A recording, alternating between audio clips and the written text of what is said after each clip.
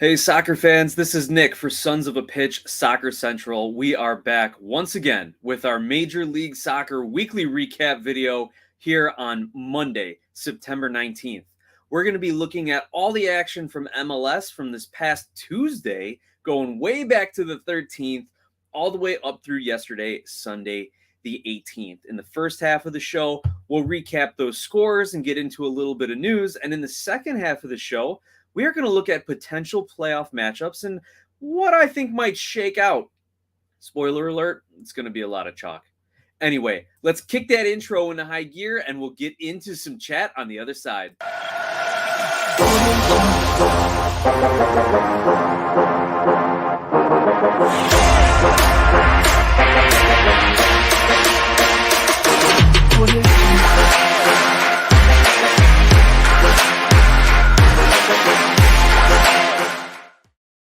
Welcome back once again, soccer fans, to Sons of a Pitch, Soccer Central's weekly MLS recap. And I'm your host, Nick, here. On behalf of Mike, welcome again to Sons of a Pitch, Soccer Central. We are looking at all the matches over this last week and how they are going to impact the playoff seeding and our own playoff predictions as we get into the final two matches of the season. Now, the playoff race is far from over, despite the season being nearly done itself. Before, let's take a little housekeeping break here. Just remember, we want to thank everyone who supports our show, whether it is just coming in, tuning in, subscribing to the podcast, or a big thanks to our sponsor, Skier Icelandic Spring Water, available at your local 7-Eleven. And if you want to support the show, if you want to support our channel, all you got to do is click an ad, subscribe to the channel, like a video, find us wherever you get your podcasts, and just subscribe and download. Basic stuff that anyone can do. If you really like what we do, leave us a super chat or a super thanks here in these YouTube videos. And if you want to be a part of this show, if you want to be a part of the conversation more than just chatting week in and week out, reach out to us on Twitter at SOPsoccer or via email, sonsofapitchsoccer@gmail.com, and we can discuss how you, your company, or anyone else you know can help sponsor our show and be an official partner of SOP Soccer. Now, with that in mind, let's get into the matches. And we got Connor Knows Soccer jumping in the chat already. It's good to have you back, my friend. We're going to talk a little Columbus Crew. I know it's not anything that you want to dive into, but we're going to touch on it, Connor. We'll make it painless for you, our resident Crew fan there. But our first match day, Tuesday, September 13th, going back, Montreal hosting Chicago, kick things off. Montreal with a big 3-2 victory. I had said Montreal does not look like a trophy-winning team, like a contending team, despite the fact they're sitting second in the Eastern Conference. But coming back from 2-0 down to Chicago, that might make me change my mind just a little bit. I still think they give up too many goals early, but they can at least overcome it. Now, Chicago is no New York City, is no Dallas, is no LAFC or Philly, but still takes a good team to come back. Inter Miami then defeats the Columbus Crew 2-1. Minnesota United draws LAFC 1-1. Houston gets 3 on New England and defeats them 3-1. And Sporting Kansas City also with 3 goals in a 3-0 defeat of DC United. Now, looking at these matches, there's a couple takeaways that I had from these Tuesday night games, right? The first one has to do with the Crew. They don't look like a contender. First of all, they're already out of the playoff picture now. With these losses this last week, they are now sitting in 8th place and outside looking in. But really, the bigger story is another late goal costs them 2 points. And Miami jumped them in the standings. So we're talking about a 6-point swing here, right, between Miami and Columbus. Columbus should have treated this like a playoff game. And even had they really got to work on seeing these games out. Columbus has now given up the most goals in the league after the 75th minute. And I don't even think it's that close of a margin. Maybe a handful with New England, but then after that, not even a close margin. Now, this late goal, it was class from Higuain, but look at the Columbus's defense. They slack off and give space to Pozuelo, who threads a through ball to Higuain, who makes a darting run. Quick feet, good for him. Those old legs looked young again, but Columbus's defense was sleeping, and then he just finds the perfect opening over the shoulder of the keeper for the victory.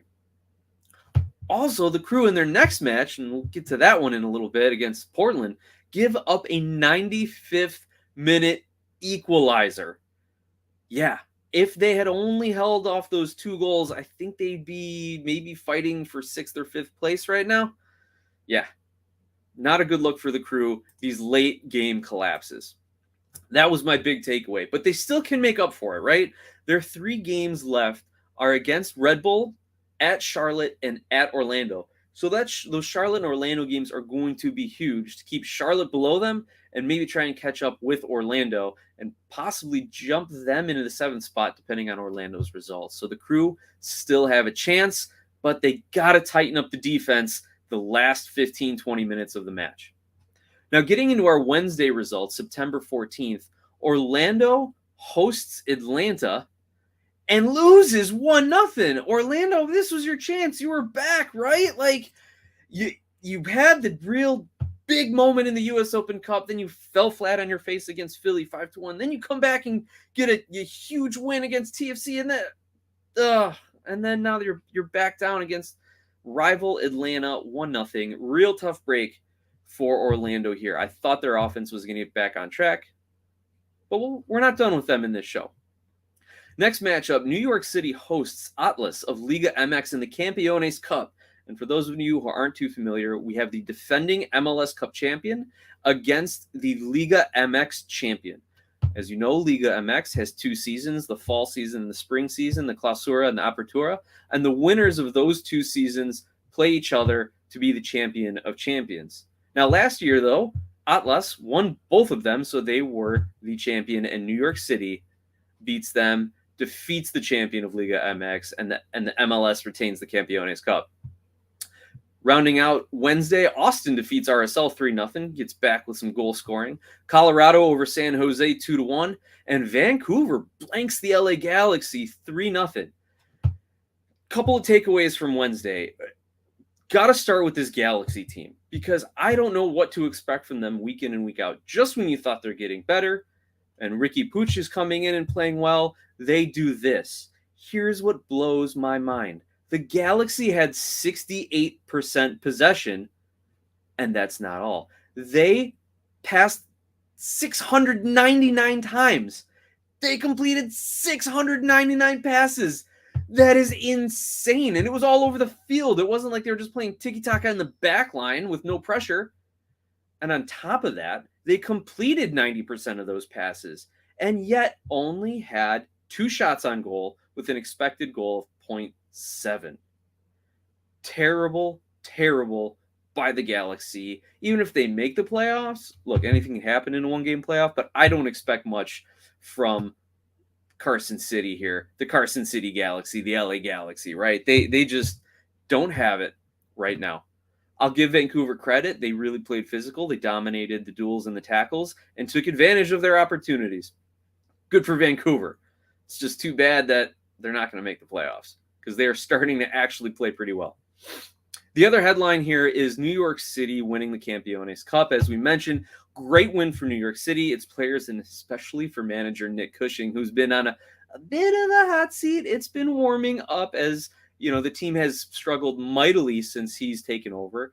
Granted, they lost Tati Castellanos, but they shouldn't be struggling this much. They should have locked up a playoff spot by now. They're going to get in, let's be honest. But they should have clinched, just like a couple other teams in the East. Now, the talk about this game was New York City could really use it as a way to catapult themselves into some late-season form and build some momentum going into the playoffs. I disagreed with that logic because if you are going to play a starting lineup midweek and then have to roll guys out over the weekend and make a strong push to end the season, usually that burns out legs. But, hey, New York City comes back after this match and gets a 2-0 victory over their rival Red Bull. So maybe I was wrong, but we'll see when the playoffs roll around. Now, just as a reminder, there has been now 4 iterations of the Campeones Cup, starting in 2018. Toronto lost to Tigres in that one, but then 3 straight MLS victories. Atlanta United defeats Club America. It was canceled in 2020 due to the pandemic. Columbus Crew defeats Cruz Azul, and then New York City defeats Atlas. We also have Brother BKL in the chat, Hani Mukhtar's edits in the chat, and Connor No Soccer dropping in. with some Liga MX knowledge. Tigres is in a playoff spot for now in the fall season. Vamonos Tigres. All right, man. I got to pull for Monterrey. I think that's where I've enjoyed watching them play the most in Liga MX. But Tigres, always a good club. Great to see Hani Mukhtar's edits. He says Orlando is finished. Well, they come back with a good win, but like I mentioned in their profile a few weeks back, I think they were just a product of their schedule. Maybe they are finding their offense. Maybe the U.S. Open Cup gave them a little bit of extra something, like from Space Jam, Mike's secret sauce or whatever it was. Who knows? But I thought they were washed up, but they just keep surprising. Anyway, Brother BKL also says we're now MLS Cup champs and Campeones. MLS Cup champs from the past and Campeones Cup champs in the future. We used every player without Tati, thanks to Nick Cushing's tactics, just like Pep Guardiola. That's some big praise, Brother BKL, comparing Nick Cushing to Pep Guardiola. But again, City Football Group, there's a certain style of the way they want to play. And as long as Cushing doesn't mess with it too much, I think NYC's talent is good enough to pull it off and make some noise in MLS. Let's just hope, again, he doesn't mess with it too much. And we've got Angus McCorder jumping in the chat. Hey, good to have you with us. We're just getting into this weekend's matchups now. Saturday, September 17th. We got some good ones here, guys. New York City defeats Red Bull 2-0, as we mentioned. Atlanta and Philly play to a scoreless draw. And this one really stood out to me because I know we were talking with some people on our betting picks and predictions chat. We put that video out Wednesday nights, and we have some great conversation in the comment section. A lot of people were putting this one in the over and looping in Philly to win as part of a parlay. So to see them go scoreless was absolutely wild. And let's pull up some of the stats here and see if we can't figure out if the stats kind of reflect what all of your eye tests believed as you were watching the game here, because I expect this to be a sloppy game if it was 0-0 for Philly and Atlanta. So as we can see, Atlanta had about 60% of the possession, 16 shots, 6 on goal, so not bad offensive numbers from Atlanta, which you expect to a certain degree at home. And it looked like Philly was content to kind of sit back and absorb pressure and try to counter, looking at 325 passes to Atlanta's 484. But one of the stats that I've noticed really kind of helps is the passing percentages by area of the field.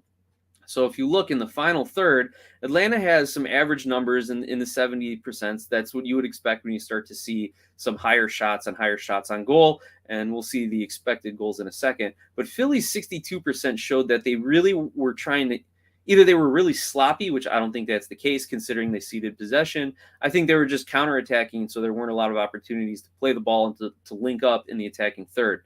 And now if we look at the XG, Philly 0.2 XG. Might have been one of their worst offensive games of the season, if not the worst offensive game of the season. But Atlanta will be happy with the draw. Technically not out of the playoff picture yet, but it feels like they've been irrelevant for a while when it comes to the playoffs, right? It's been more about the off-field stuff and is Thiago Almada the new Joseph Martinez kind of talk, right? Anyway, they got a couple more games left. We'll see what happens there. Next matchup, New England falls at home to Montreal 1-0. Again, Montreal just grinding out results. Orlando 4-0 over our own Michael Yami's TFC. This was a wild offensive performance for Orlando. This was their first 4-goal performance in MLS. They did have that 5-1 victory over Red Bull in the U.S. Open Cup, but this is their first 4-goal performance, their highest scoring game all season. I think they had maybe 2 or 3 3-goal performances. But Orlando, if they've found their offense, they might just be good enough to win a couple games in the playoffs here. The other thing of note with TFC, while Lorenzo Insigne did play, some news broke that he and his wife were mourning the loss of their unborn child. I believe there's complications with pregnancy, and so he had taken off the last match, I believe, and probably was not in a right headspace to get back into this game. And so we feel for him and his family. That being said, there's still enough talent on that TFC's offensive side of the ball where they should be able to find the net once at least. But nope, we see where their problems are in Toronto, and that is on the defensive side. Our next game, Chicago falls 2-3 to Charlotte. And you know what? I think I misspoke earlier. Charlotte comes back with 3 goals against Chicago. That Montreal game, I think, was a bit more of a back and forth affair. So my apologies for misspeaking there. Charlotte comes back, bangs 3 in the second half, 2 from Karl Swiderski. And we're going to hear more from our good friend and longtime supporter of the show, John Donovan, at the halftime break with his analysis of this match from the Chicago Fire perspective. But if you look over on MLSsoccer.com, Tom Bogert writes 3 big questions for every team once they're eliminated. And his Chicago one says, should they build around Shaqiri, playing into the narrative that he might be a bust considering his high price tag? Who's coming in on defense? Which is kind of funny to think because Tehran and Omsberg both developed into fine center backs alongside Rafa Chihos. I'd tend to look more at defensive midfielders as well as maybe an extra wing back.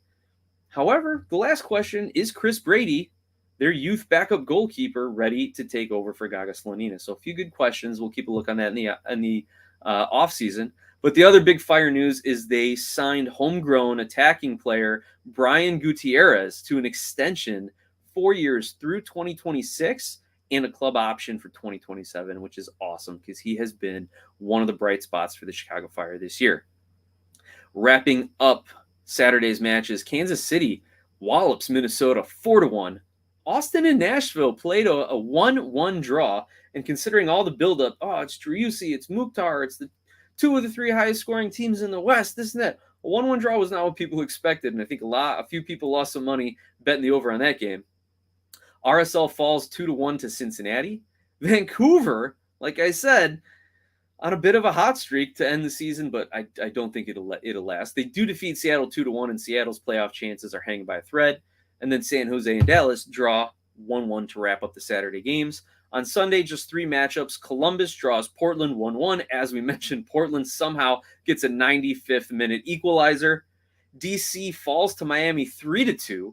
Miami's getting hot. They're in the playoff picture now, I think, sitting in that 7th spot. Higuain's looking a little confident. He's looking like the guy some people expected when he signed to the league. But also of note, Christian Benteke, formerly of Crystal Palace in the EPL, does get his first goal for DC. Nice to see DC keep fighting, even though they've been long eliminated from the playoffs. And finally, LAFC gets back on track with a 3-1 victory, bit of a revenge game, against Houston. Let's look at a few comments. Angus McOrder says, Chicago blew it. They lost 3 fast goals. Yeah, and I was just mentioning, Angus, that I thought the defense actually played okay throughout the course of the season. I think they started on they were on pace through the first third of the season to have one of the lowest goals against averages or something like that in league history. They were playing 0-0 draws for much of the beginning of the season. And then it just kind of fell apart after Omsberg goes down. Tehran takes some time to get back into shape. Chihos is in and out of the lineup. So if healthy, I think their center backs are okay. And then it's just a matter of getting your defensive midfielders in position and making sure your wingers aren't caught in the attacking third. So it'll be interesting to see if Chicago actually signs defense, which I think they will, because you think your offense is going to be okay with Chris Mueller, Jairo Torres, Brian Gutierrez, Xherdan Shaqiri, John Duran, and possibly John Espinoza. So they're going to focus on defense, I would bet, but they need depth regardless of where they're at.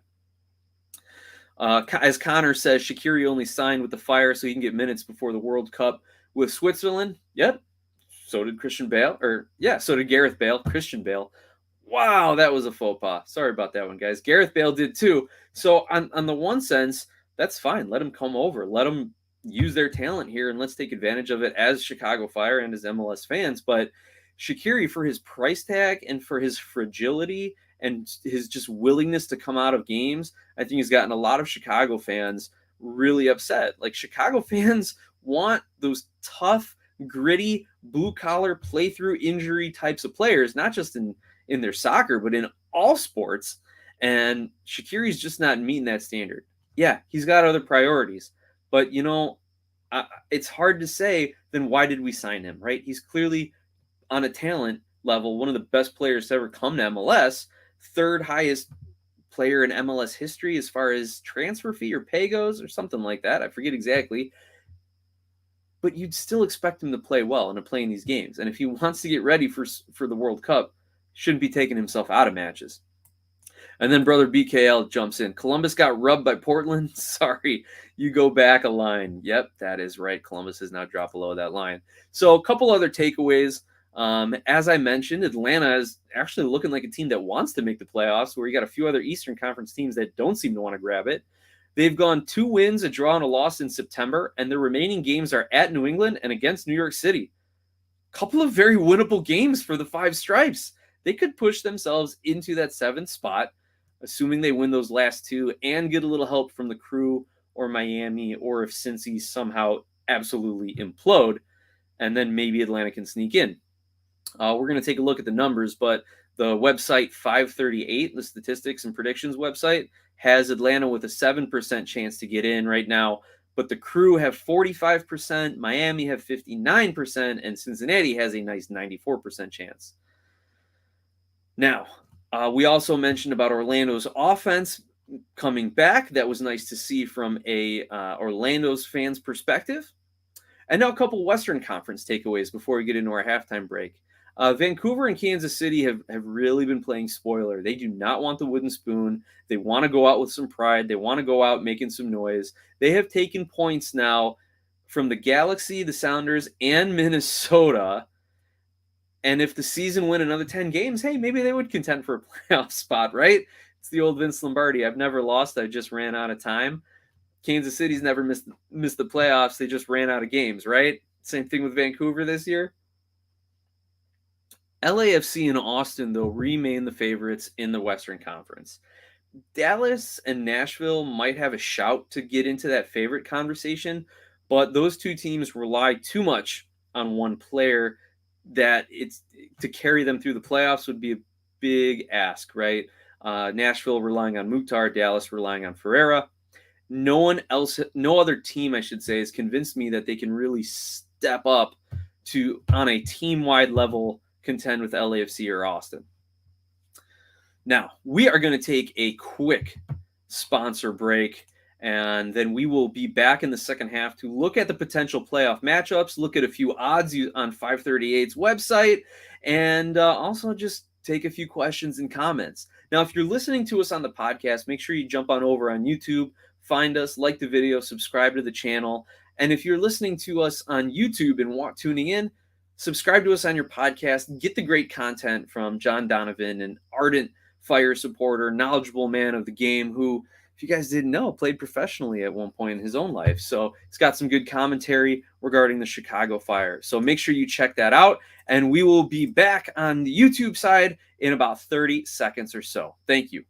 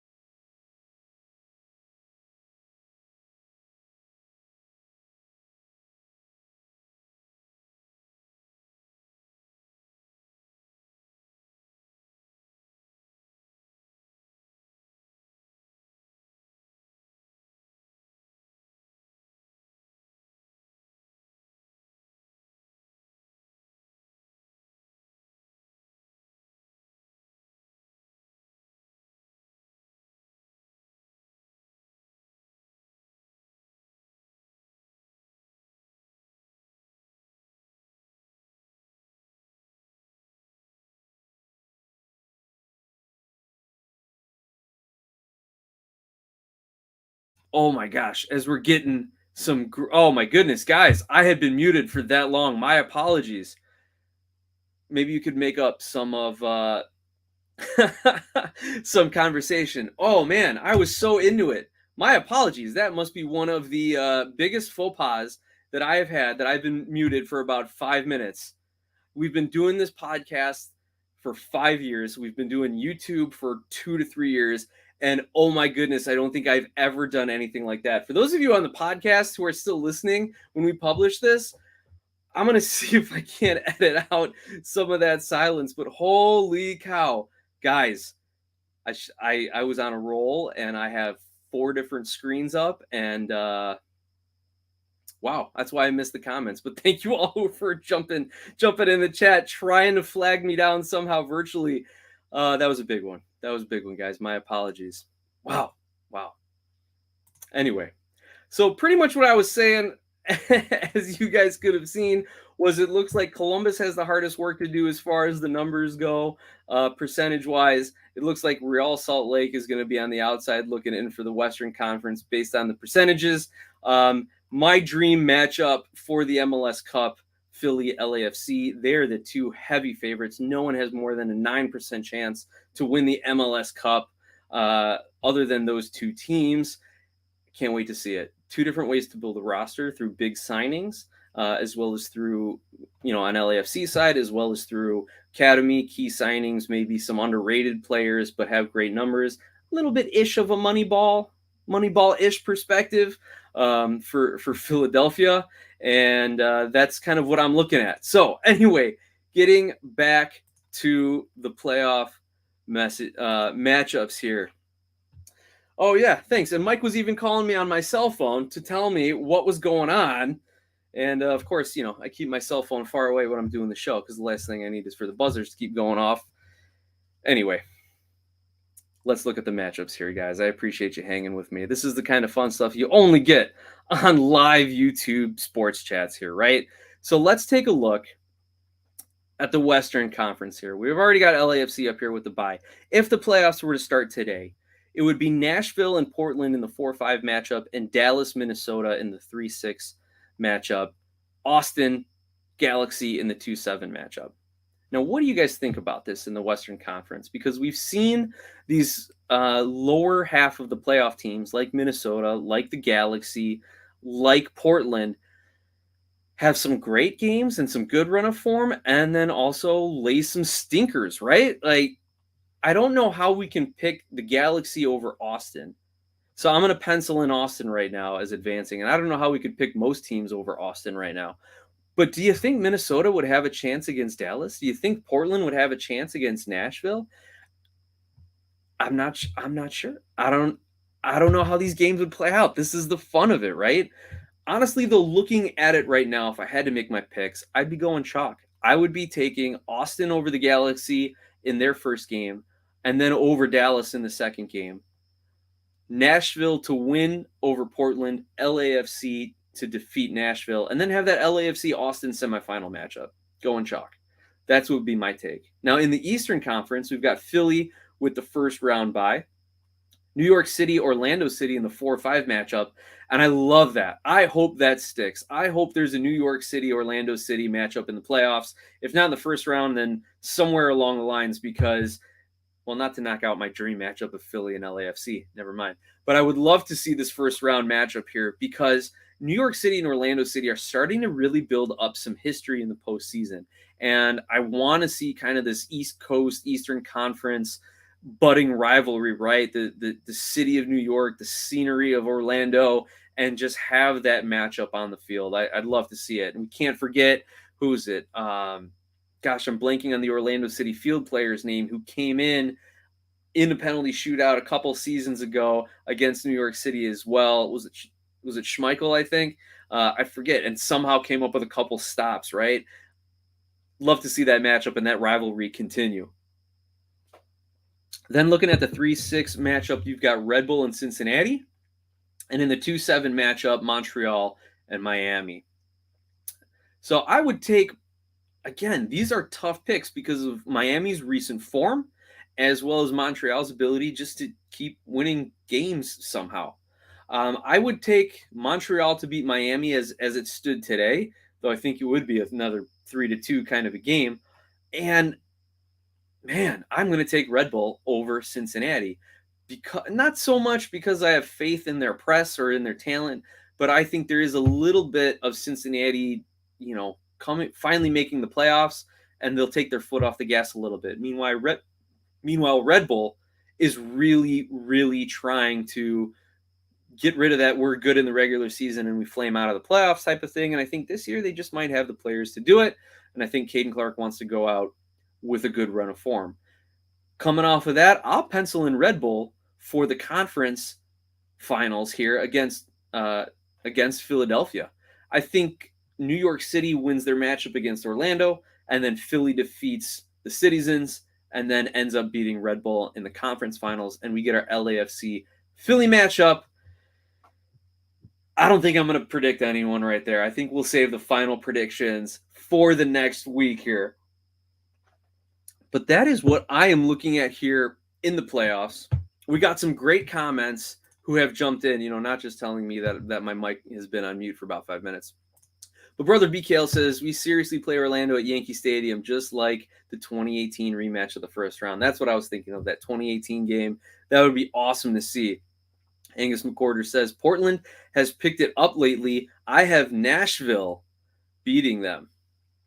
Ooh, all right. Or I think Nashville NSC beats them. I think Nashville beats them. Yeah. I'm with you on the Nashville pick. Portland has been playing very well. They've been getting their results. They've jumped up to that 5 spot. Portland, they know how to play in the playoffs. They definitely have the experience, not just with Sabinski, but some of their veteran players. I just don't think they're better than Hani Mukhtar right now. And I said one player won't carry a team through the playoffs, but I think he can win that first round matchup, especially if it's in Nashville. Now, they've still got some work to do, the guys from Nashville, to keep that 4 spot and to keep that home game, but I think it definitely favors them. Brother BKL also, Maxi, that's right, NYCFC's got Maxi Morales, the maestro in the middle, pulling the strings for all things NYC. And when he's on the squad, anything could happen there, right? So, guys, tonight, just a quick episode getting everyone caught up with all the playoff action. I want to thank everyone for jumping in the chat, for listening to the podcast, for subscribing, for liking, for clicking an ad, for sending super chats and super thanks, for considering a sponsorship. Reach out to us at SOP Soccer on Twitter and sonsofapitchsoccer@gmail.com. If you want to talk in a little bit more detail, we're more than happy to discuss it. We've got our picks and predictions video coming out Wednesday night, so be on the lookout for that. Make sure you jump in the comments there. Let us know what your strategies are and what you're looking for when you are picking teams in MLS. And keep in touch. Enjoy the matches. And my friends, it has been another wonderful week in MLS. I want to thank everyone who's jumped in the chat. Hani Mukhtar Edits, Angus McCorder, Brother BKL, TSI, E-Super1, who can read lips. E-Super1, you're more talented than I will ever be. So thanks for jumping in. Fallen Hero, the base legend, thank you. And for reminding me that I was on mute. As well as Connor Knows Soccer. Follow him for all of his crew coverage and commiserate with him on all of his crew coverage. But we appreciate each and every one of you as we do each and every week. And for that, my friends, we will see you next week.